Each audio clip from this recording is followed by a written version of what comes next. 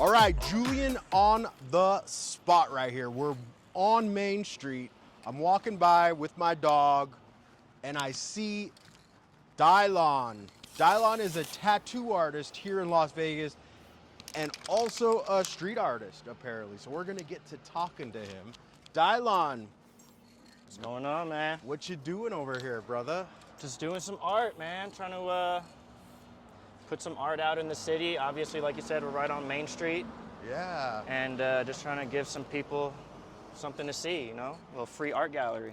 Yeah, I've always been a huge fan of street artists. I spent a lot of time, I pretty much grew up in Los Angeles. So we have every street artist goes to the big cities just to throw up their work and see what's going on. What's your drive? Because I know it's like it's a rebellious thing pretty much, right? I mean, honestly, a little bit of it is pretty egotistical, you know? When people come to my city, I want them to see that I'm outside, you know? I'm out here putting art up for them to see. He said he's outside. We outside, man. No, but yeah, really, like when I go to other cities, like you were saying, everybody goes to LA, you know, it's a hub for street art and graffiti. I feel like Vegas is kind of becoming the same kind of art-centered city. Oh, for sure. Just trying to be a part of it. That's why when I was walking by, I'm like, oh, I could actually speak to you. Yeah. And you were kind enough to say, yeah. Yeah, man. I mean, I've been doing it since I was, you know, probably like 12 years old. And every time I go out of town and I see like murals, especially like in the heart of the city, you know, those are the things that really stick out in my mind of people that are contributing to their local art community and, you know. So what is this gonna be when it's all done? So it's gonna be a chrysanthemum flower with a snake kind of slithering through it. Oh, that's cool. Yeah, just some classic, like, almost tattoo imagery, you know? Yeah. Being a tattoo artist, that's kind of where my mind always goes to. So we're at Retro Vegas, which is a vintage furniture shop. They've got mid-century, modern furnishings, art, and accessories, vintage clothing. Yeah. So it's like, did they commission you to do this, or is this just you? No, yeah. I'm not sure. Actually, I feel like Retro Vegas might be getting replaced with, it's going to be Esther's Kitchen.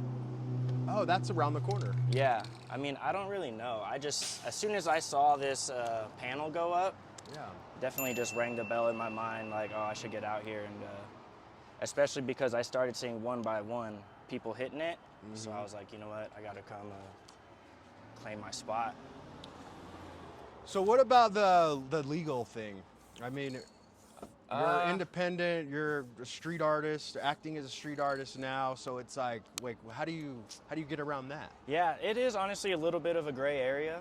But with my experience, just having gone through like the legal system for graffiti, I try to keep it chill, you know? Like, I'm not out here destroying like hella public property. Obviously, these are like wood panels that are not necessarily public property. Yeah. So I feel like that plays into the gray area aspect of the legality. But I put out a lot of stickers and like wheat pastes of my tattoo designs too. Yeah, you gave me some of those. Yeah, and I'll put my Instagram right on there. I kind of put it a little discreet. So it's like you really only see it if you're trying to read it. But I've honestly gotten clients that way just because people are like, oh, I seen your posters downtown and I think that shit's tight. I want to get something. I like the design. I've actually tattooed the same like poster design that I put up on somebody, so. Tell the people what your Instagram handle is. Dylon Tattoos. So it's D-Y-L-O-N Tattoos. Just think of the best 5 rappers in the world. Dylon, Dylon, Dylon, Dylon, and Dylon. Yes, sir. And yeah, TikTok, all that, man. Instagram, that's mostly where I'm at, though. Oh, cool, yeah. Well, Dylon, I don't think it's graffiti. I don't look at it as graffiti. It's almost like beautification. Exactly. Like we're downtown, we're on Main Street, we're in the arts district. Yep. So it's like, this is the place. Exactly. And it's cool. It's Yeah. like, would you rather look at cool street art or would you rather look at a plain brown wall? Exactly. Some wood panels or something with at Yeah, least some. Yeah, some, you're doing good for the city. Appreciate it, man. And I love it. I you. love everything about it. Hell yeah. Do you love it, Chaos? Chaos loves it. He's rocking I love his collar. He's rocking his Aztec collar. That's beautiful. I love rocking that. the mohawk. Oh, he so does. he's here for it. He's here for the vibes. Right? For sure. He's got the whole aesthetic going. Yeah. So don't let me stop you. Yeah, for sure. Get to working on it, and I'll get some close-ups.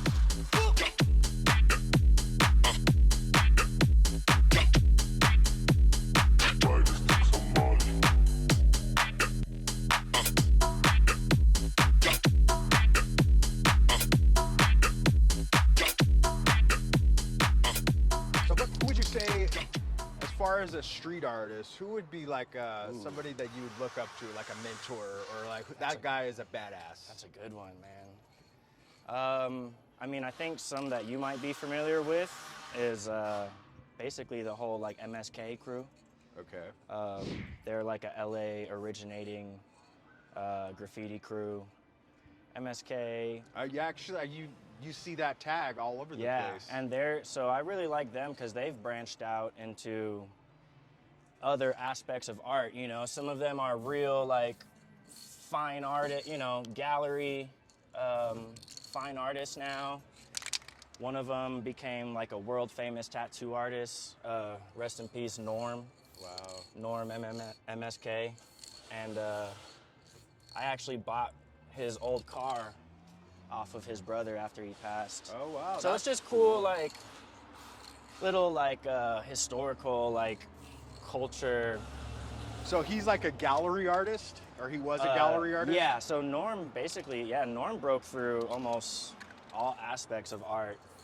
I mean, he killed it as a graffiti artist, became a really well-known like gallery artist, and then became probably one of the most well-known like lettering tattoo artists. That's cool.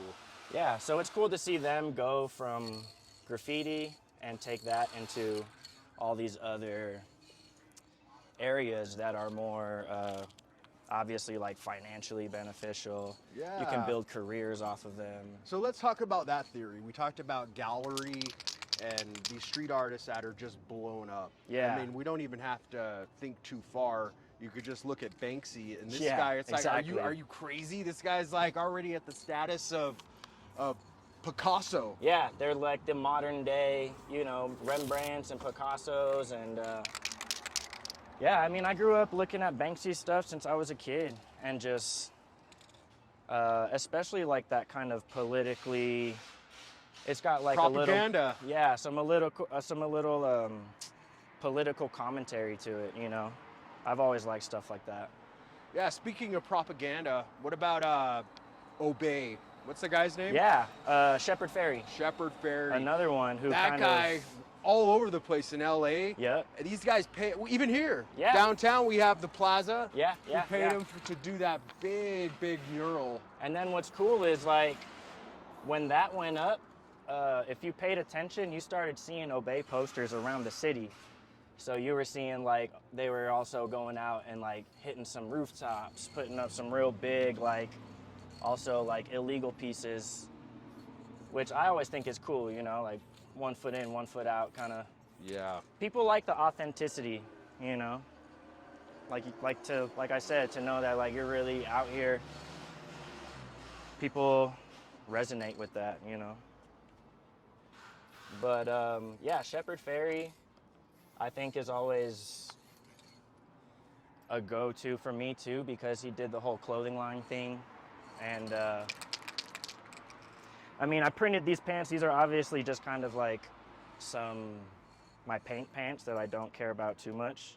Yeah. But I love paint. I love paint clothes. Like I have a t-shirt in LA. It's like this old army shirt, but it's like tattoos. Yeah. Like all like the different it's like a paint flash on sheet. it. Yeah. Yeah, so I do that. I like screen print and like paint on clothes and do that on the side and stuff too.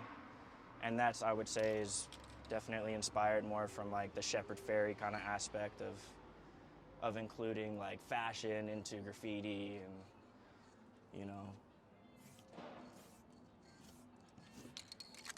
Well, Dylon, I appreciate you letting me Yep.